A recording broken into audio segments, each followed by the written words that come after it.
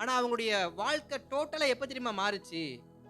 அவருடைய வாழ்க்கையில கர்த்தர் பாடுகளை அனுமதிக்கும் போது, அவருடைய வாழ்க்கையில கர்த்தர் உபத்திரவத்தை அனுபவிக்கும் போது, அவருடைய வாழ்க்கையில ஏமாற்றங்களை கொடுக்கும் போது.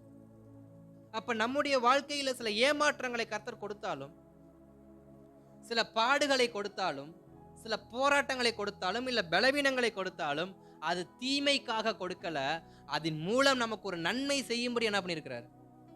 கொடுத்திருக்கிறார் என்று நாம் விசுவாசிக்க வேண்டும்.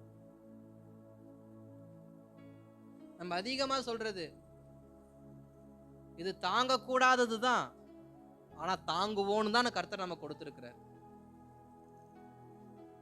இந்த வயதுல கோலியாத்தை மேற்கொள்ள முடியாதுதான். ஆனா மேற்கொள்ள முடியும்னா கர்த்தர் தாவீதை அந்த இடத்துக்கு கொண்டு வந்தது.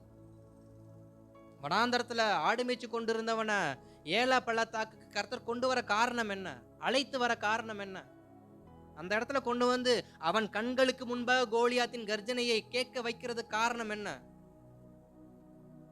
அவர்களால் முடியாதது உன்னால் முடியும் என்பதற்காக தான் கர்த்தர் நம்மை சில இடத்துல கொண்டு போய் நிப்பாட்டுறாரு. அதுதான் அவர் நம்மை வைத்திருக்கிற நினைவுகள்.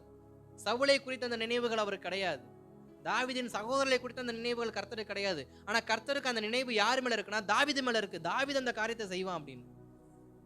தாவீது அந்த மனுஷனை மேற்கொள்வான்னு கர்த்தருக்கு தெரிஞ்சதுனாலதான் தாவீதுக்கு முன்பாக கோலியாத்தை கொண்டு வந்து கர்த்தர் நிப்பாட்டினார்.